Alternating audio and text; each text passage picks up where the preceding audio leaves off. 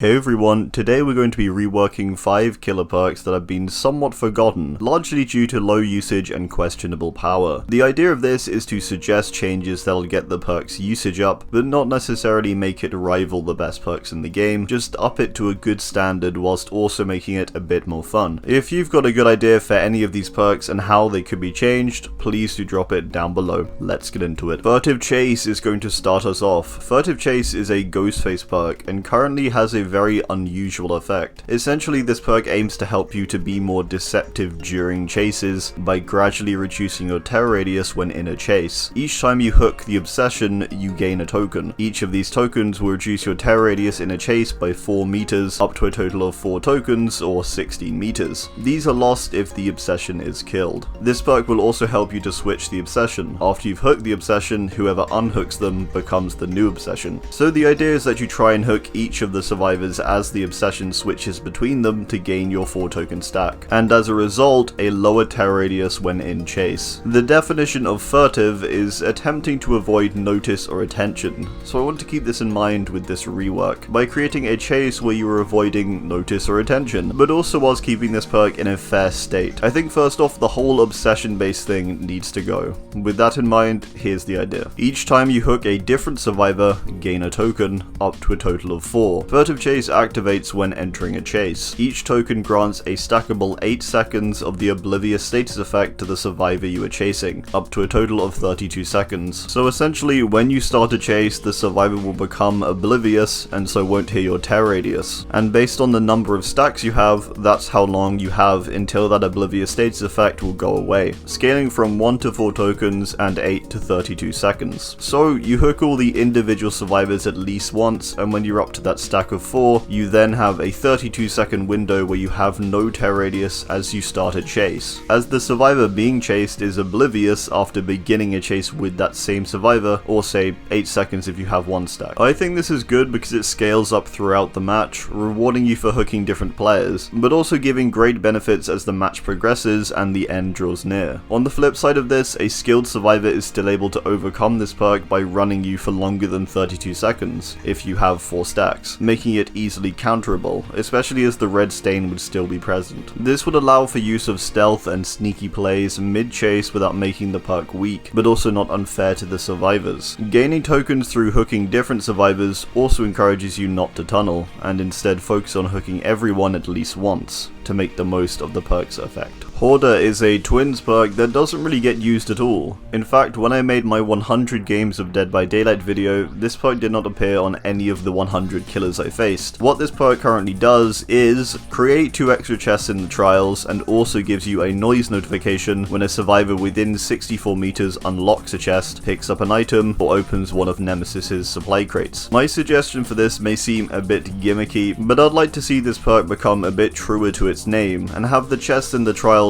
actually be hoarded together, and where better to put them than the basement. The idea of this is that all the chests in the trial would be stockpiled inside of the basement, and in order to get to them, you have to enter it, essentially putting yourself in danger. In addition to this, we keep the current perk's notification effects the same, so when you open a chest down there, you're announcing your location and also notifying the killer that you're in a vulnerable position. This is a fair trade-off where you have a focused area where with a perk like Plunderer's Instinct or Appraisal, there is possibility to get some really great stuff, but also the killer will know you're down there and could be on their way at any moment. I think it would be a cool way to create a small mini game within the trial. It's also a great counter to items like keys, where if a survivor wanted to try and loot one in the trial, they'd have to venture into the basement and likely draw the killer's attention. The killer also couldn't camp it either really, because they'll have to still pressure the generators and chase survivors and such. I don't know, maybe this one is a little over the top and a bit too gimmicky, but I honestly think this would be really cool and come in line with what the perk is seemingly meant to be. So yeah, focusing all of the chests into the killer's area, the basement, I think would be a really cool idea, and change up the trial in an interesting way with benefits for both sides. Hangman's Trick is a hook-centered perk that aims to make it harder for people to sabotage hooks whilst you're attempting to hook someone. Currently, it will give you a loud noise notification and aura reveal for anyone who is close to and sabotaging a hook. This has very narrow application. Now, recently we've been having new perks in the game that center around differentiated hook versions, such as Cenobite's Scourge hooks, which is a bit like Blighted hooks for the Hallowed Blight events. They give you rewards of some kind, but as a trade-off require you to hook someone in a specific spot or at a specific hook, which is highlighted through auras. My initial idea with this is to make it so, a bit like Scourge hooks, there are some highlighted hooks as the killer that are essentially just unbreakable and unsabotageable. It's almost like a semi-Lightborn for hooks. My other more interesting idea, I think, would be to change a regular hook on the map above ground into the same hook type as the basement hooks. Basically, you get a basement quad hook in the main trial area, allowing you to hook 4 people and also have 4 unbreakable hooks as a result. This is of course restricted to only this one hook location though, which will be randomly picked between the usual spawn of hooks within the trial. Maybe an alternate version to this would be to have 2 regular hooks turn into 2 double hooks, where 2 survivors can be hooked, and the hooks cannot be broken, allowing for a slightly more even spread between the map.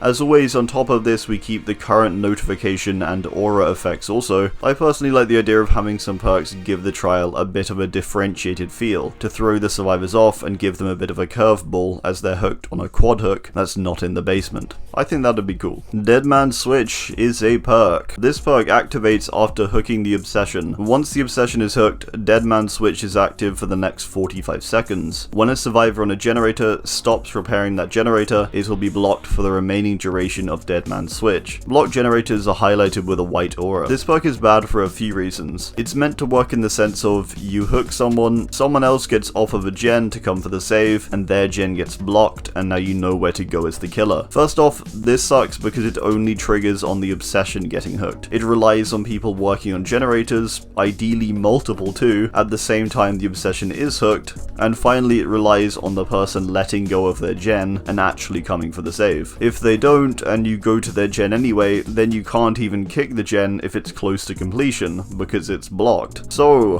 what to do with this? First of all, I don't like the fact that it's an obsession perk. I feel there are far too many perks in the game that center around hooking the obsession. The obsession in general is in this weird spot where you either strictly avoid the obsession as killer, or some perks basically ask you to tunnel them. So I think the removal of activation when hooking the obsession needs to go. Based on the imagery of this perk and the general vibe of it, like the quote reading, "I've seen the look on a man's face when he realizes he's going to die," I want to make this perk a little more threatening. Here's the concept. When hooking a survivor, the entity's claws will begin attacking them regardless of hook stage. Although this does not affect the actual hook stage itself, you still get 3 hooks before dying, but you get the claws immediately instead of on second stage. So if you miss those skill checks, you're going to be losing a bunch of progress, and potentially hitting that second stage earlier than usual. Meanwhile, survivors working on generators when this survivor gets hooked will receive an extremely difficult skill check. By this I mean a set of skill checks like the yellow glyph ones. Failure to hit these skill checks will result in the generator being blocked by the entity for 16 seconds, and highlighted to the killer with a white aura. This perk has a cooldown of 60 seconds. So essentially it would give a passive effect of instant claws on hooks, regardless of hook stage. Then it would keep a similar generator blocking effect, but equally it could be countered if that extremely hard skill check phase is completed. If failed, you get info on where the survivors are as the killer. It's like a combo of Thrilling Tremors and Barbecue and Chili, kind of. Hex Blood Favor is a blight perk that tries to exchange successful hits for the return of blocked pallets. When a basic attack hit is landed, pallets within a 16-meter range of your position will be blocked for 15 seconds, with a 40-second cooldown before this effect can be used again. It's a cool idea, but this perk just doesn't really function too well, as once a survivor is hit, they're running to the next area, and so away from the blocked pallets, giving this perk little to no value in terms of stopping pallet use and chases. The thing that annoys me a bit more about this is that it's a hex perk. It's meant to be on the more powerful end of things, so this can be broken even though it has this awful effect. My suggestion for this perk is to make it more of a trade-off between getting hooks and blocking pallets. I envision it like this.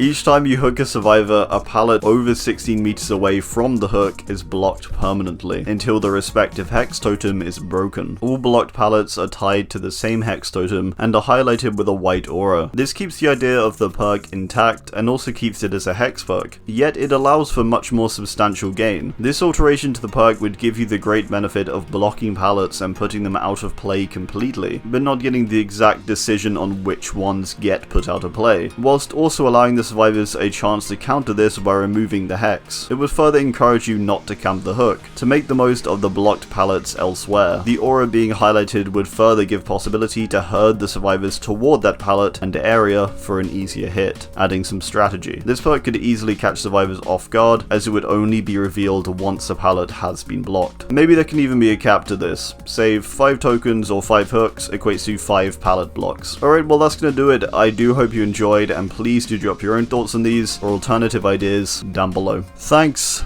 and goodbye.